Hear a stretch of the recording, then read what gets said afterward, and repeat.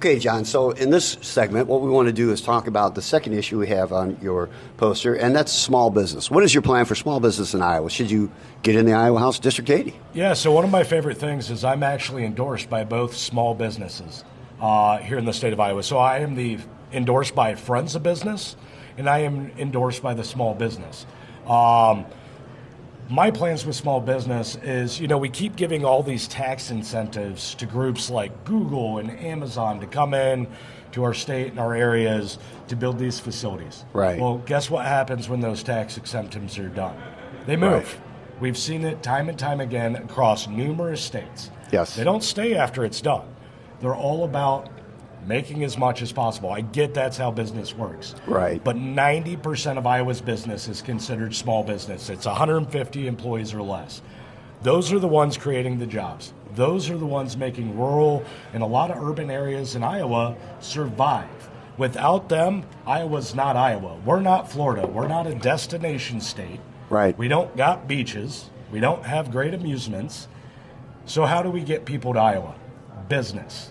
Building more business, taking care of our businesses. So what I would like to see done is giving tax incentives to the small businesses to build, to be able to help them grow, hire more employees. That way they are the ones contributing to Iowa. Quit giving the incentives to the ones that hire a few hundred people and then leave. We see the layoffs happening every 5-10 years. Right. Let's take care of those guys and give them the great jobs amongst small businesses here in our state. Cool. So that's one of the big things is I want to look at giving them the tax breaks. Sure. I also want to get rid of the red tape.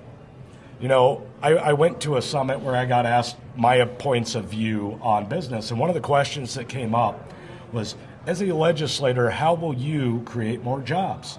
And my response was probably the most unpolitical, off-the-cuff answer you would ever hear. It's not my job.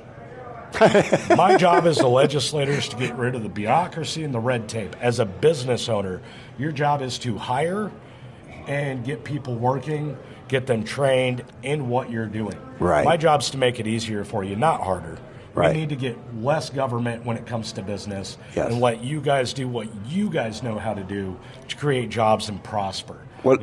Based on the Constitution, you have the right to prosper, and we are seeing it tied down by policy and procedure from state to federal issues, and I'm sick of it. We need to look at that and fix it. People don't realize what red tape does is it costs the business owner time spent on that, which is man hours, whether they got to hire that out, they got to do it themselves, okay?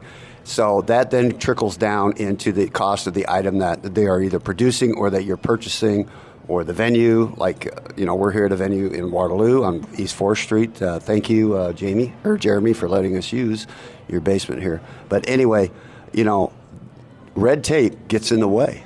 Prices go up. Oh, yeah. You hire less people. And one thing I've learned through running a nonprofit is I love fighting red tape.